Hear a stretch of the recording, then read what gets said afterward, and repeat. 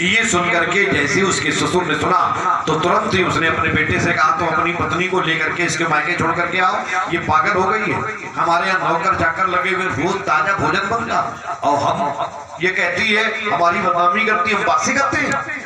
वो उसने पकड़ा अपनी पत्नी का हाथ और उनके मायके और उनके पिता से कहा कि वो पकड़ो अपनी बेटी, तुम्हारी बेटी ने मेरे पिताजी की बड़ी बदनामी की। वो लड़का जब वो दामाद चला गया तो उसने अपनी बेटी को डांटा, अरे बेटी तुम्हारा दिमाग तो सही है, तुम्हारे ससुर की समाज में प्रतिष्ठा है, इतने बड़े आदमी है, तुम कहते हो बासी खाते हैं, ऐसा तुमने क्यों कहा? तो उसने कहा पिताजी आप भी नहीं समझे, बासी का मतलब दाल रोटी से नहीं है, बासी का मतलब पिछले जन्म इतना पूर्ण करके आए हैं वो इस जन्म खा रहे हैं, ये बासी कब तक चलेगा? मेरी बात सुन रहे?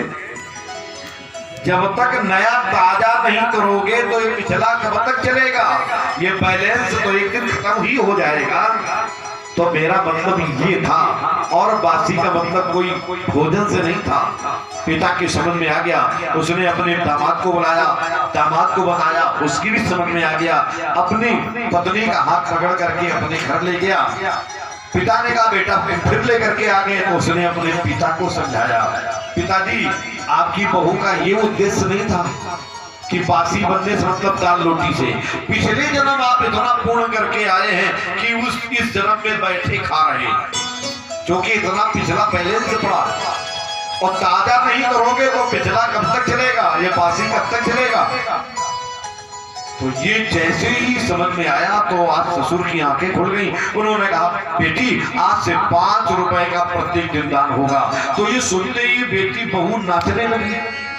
तो उसने कहा अरे बहू तो 5 रुपए में ही नाचने लगी, अगर हम 1000 का भी प्रत्येक दिन दान करें वो भी कम है, और तुम 5 रुपए में ही इस तरीके से प्रसन्न हो गई। तो उसने कहा पिताजी जहां पर बीज नहीं था वहां बीज तो आया, अब अंकुरण और पेड़ तो अपने आप हो जाएगा, शुरुआत तो हो गई नहीं?